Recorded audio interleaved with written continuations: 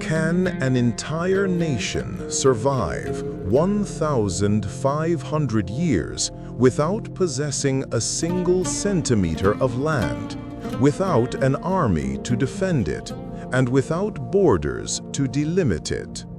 Throughout the implacable annals of human history, the anthropological rule has been as absolute as it is brutal.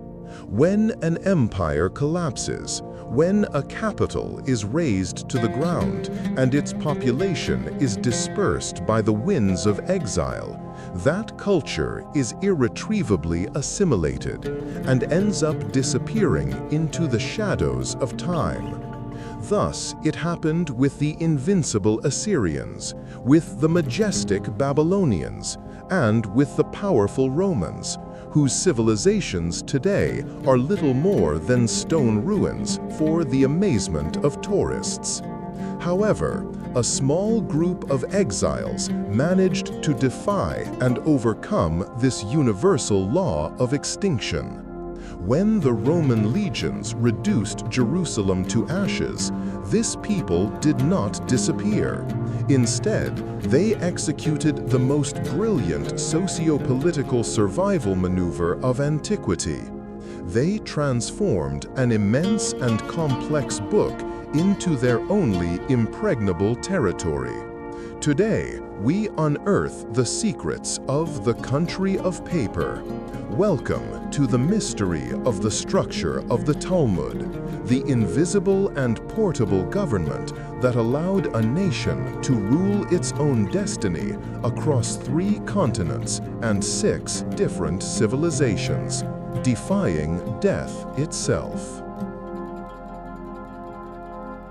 To understand the origin of this monumental work of intellectual architecture, we must immerse ourselves deeply in the complex dynamics of power and geography of the ancient Near East. The seeds of this revolution of survival were not planted in the heat of a battle, but in the silence of religious reforms. It all began in the year 444 before Common Era, when the Jewish leaders Ezra and Nehemiah made an unprecedented decision after the return of the first exiles from Babylonia to Jerusalem. They canonized the 5 books of Moses, establishing that divine revelation had concluded. The door to new celestial laws was closed. However, human life refuses to remain static. As generations advanced and the socio-political environment changed drastically with the arrival of the conquests of Alexander the Great and the penetration of Greek culture and philosophy, the ancient pastoral laws of the desert began to clash violently against the new realities of an urban, commercial, and cosmopolitan civilization. Faced with the abyss of being left with a sacred but obsolete law, the Jewish sages did not discard their heritage, nor did they refuse to advance. Instead, they developed the art of exegesis, a detailed analytical exposition initially known as the Midrash. The interpreters began to extract new meanings from the ancient texts, stretching the fabric of the Mosaic law so that it fit into the complex Hellenistic existence. Equipping itself with the precise tools of Aristotelian logic and the rigor of Greek abstract thought, this nascent legal science was transformed around the year 200 before Common Era into the Mishnah, which in Hebrew means repetition. This Mishnah was an immense compilation of jurisprudence and amendments, transmitted exclusively in oral form, memory to memory, to prevent the people from coming to revere human deduction above the written divine revelation. The true epicenter of this history is not consolidated in the land of Judea, but thousands of miles to the east. After the disastrous Jewish rebellions against the Roman Empire in the 1st and 2nd century of the Common Era, which culminated in the total physical destruction of the nation and the prohibition of residing in Jerusalem, the Jewish intellectual elite fled en masse. The destination of this intellectual exile was Babylonia, a territory that at that time was under the rule of the tolerant Persian Empire and subsequently of the Sassanid Empire. It was deep in this foreign land, between the 3rd century and the 12th century of the Common Era, where 3 educational institutions absolutely unique in the history of humanity flourished: the academies of Sura, Pumbedita, and Nehardea. These Babylonian academies functioned as the true Ivy League of antiquity. They were not simple religious schools for priests. They were universal universities of the highest intellectual performance, where the elite who would govern a stateless people was formed. The graduates of Sura and Pumbedita mastered not only the sacred ritual, but also medicine, astronomy, economics, philosophy, and intricate civil and criminal law.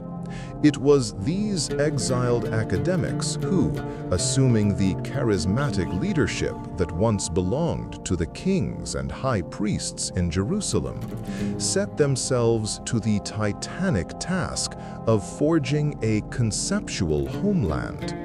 They understood with absolute political clarity that if the Jewish people were to survive the perpetual international dispersion, they would need an invisible and binding framework for the government of man, a legal structure so solid that no Roman legion or barbarian invasion could ever destroy. Thus, the plains of Babylonia became the anthropological laboratory where the formula of national immortality was distilled. The connection of this monumental history of survival lies in the deep and dangerous conflict between oral tradition and the implacable forces of historical chaos. Toward the end of the 2nd century of the Common Era, the scholar Judah the Prince, anticipating the risk that Jewish morality would end up based exclusively on scientific logic and not on the divine mandate, made the drastic decision to close and canonize the Mishnah. He strictly prohibited any further development or amendment. However, the pressure of millions of Jews dispersed in the diaspora who demanded legal answers to completely new everyday problems made it impossible to stop the flow of thought. The brilliant academics of Babylonia entered the building of the law through the back door. They developed a massive new branch of interpretation and jurisprudence called the Gemara, or supplement, arguing their resolutions in Aramaic to adapt them to modern times.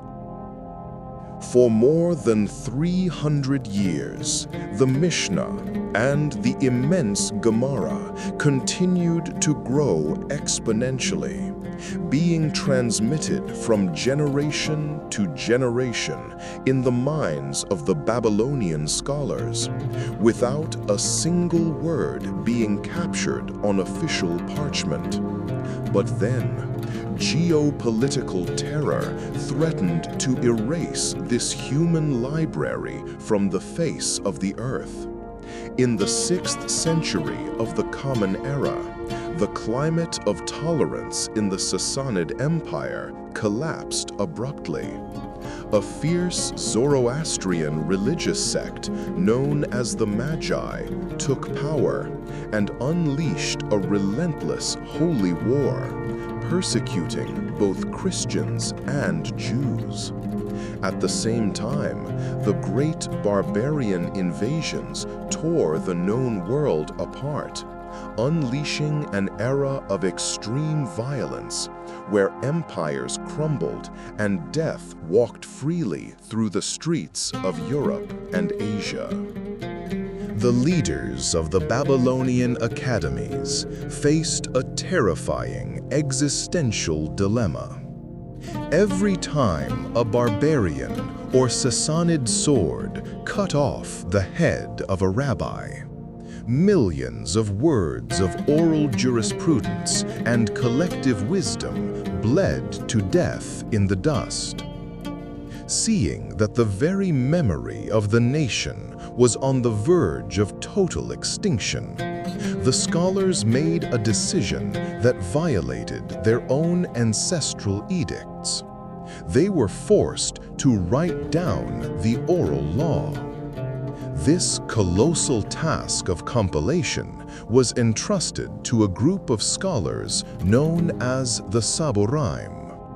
The titanic effort lasted more than 200 years, and the combined and definitive text that emerged from this desperate effort to save their civilization is what we know today as the Talmud. The immensity of the Talmud defies modern comprehension. It is an encyclopedic ocean of approximately 35 immense volumes, containing around 15,000 densely argued pages. To maintain order within this universe of paper, the content was structured through 3 main streams of thought. The first is the halacha, the brain of the system, composed of the most complex and rigorous reasoning of legal, civil, and criminal jurisprudence. The second is the agadah, the philosophical viscera, which encompasses profound dissertations on ethics, morality, human conduct, and piety.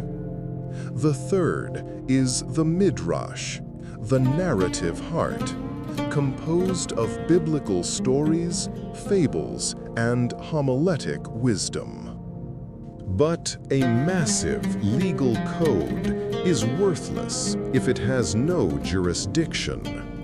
The main conflict facing the Jewish people was, how can a government govern millions of citizens residing in hundreds of foreign principalities, kingdoms, and caliphates without having a police force or prisons to enforce its laws? The solution was one of the most brilliant innovations of socio-political communication of antiquity, the system of Responsa. The Babylonian academies functioned as the international Supreme Court. If a Jewish community in Spain, North Africa, or France faced a complex legal or economic conflict, they sent their inquiry through international messengers to Sura or Pumbedita. There, the academic judges analyzed the case, looking for precedents, debated the interpretation, and, after a ruling, issued a written edict that was returned to the community of origin. Through this invisible network of knowledge, the Talmud managed to weave an absolute authority based solely on internal discipline and the voluntary consent of a people who refused to disappear. The apex of this vast anthropological and intellectual evolution is the realization of what the Talmud actually achieved in empirical practice, irrevocably altering the course of Western history. The Talmud was not a mere religious relic.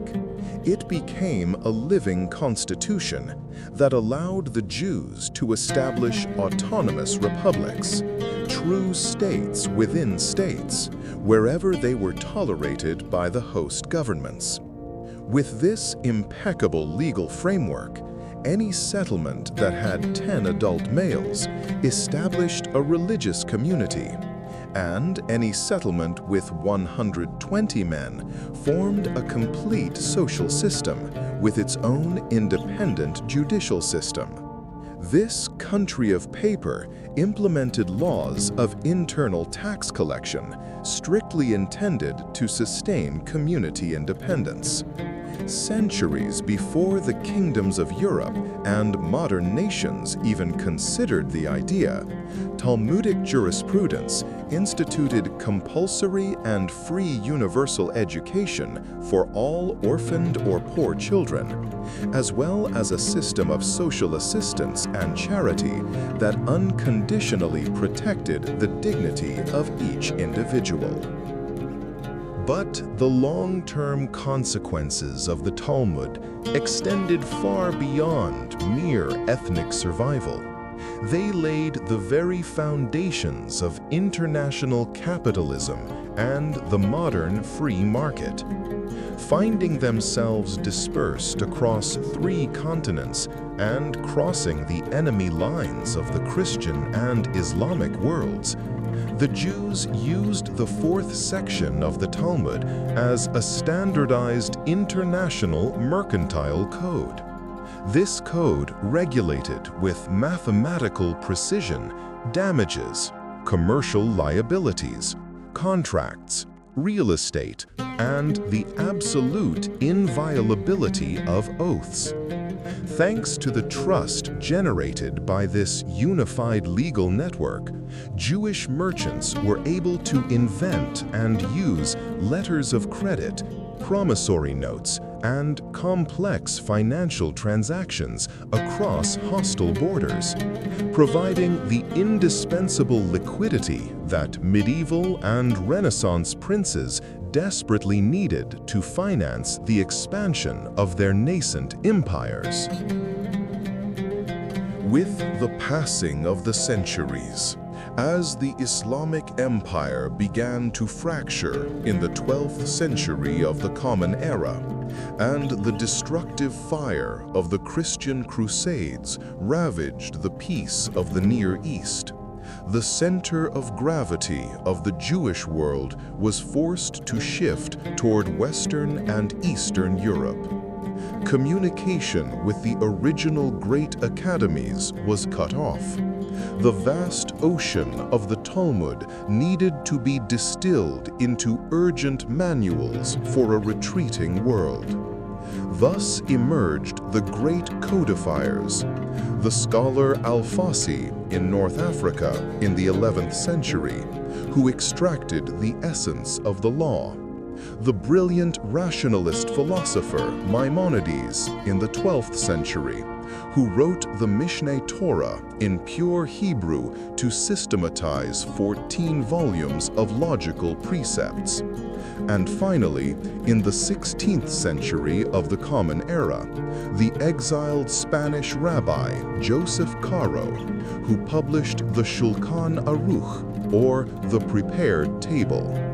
This last pocket manual compressed millennia of Babylonian debate into a practical code, that allowed even the most isolated and gloomy Jewry of the European ghetto to maintain absolute autonomy and an unshakable dignity. The supreme revelation of this historical phenomenon is that physical exile was not the end of Jewish civilization, but its liberation. By confining themselves in the abstract and rational prisons of Talmudic logic, the Jews became independent of the cycle of death of territorial empires. The Talmud, their homeland of paper, could not be set on fire by catapults or conquered by foreign armies. This immense cathedral of intellect was the true wall that preserved their identity intact, allowing them to emerge from the darkness of the Middle Ages as the intellectual elite who would help shape the modern world. Archaeology, history, and the critical study of anthropological texts demonstrate to us irrefutably that the most impregnable fortresses of humanity are not always made of stone and steel, but of adaptable ideas and laws.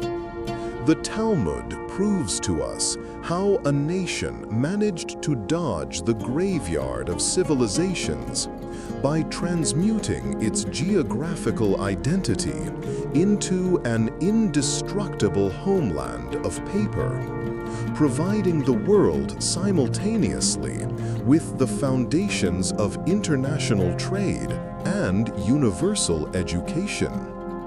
Now, the crucial question is for you.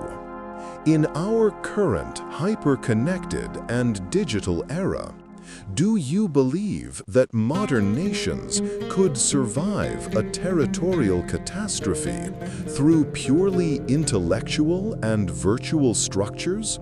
Or are we doomed to disappear if we lose our physical borders? I invite you to leave your deepest arguments and to generate a rigorous debate in the comments section. If you value this level of intellectual demand, historical depth, and academic rigor, do not forget to subscribe to our channel and support the video with a like. This is part of our series, Chronicles of Thought. Until the next chapter on our channel, Jewish History, Evidence and Truth.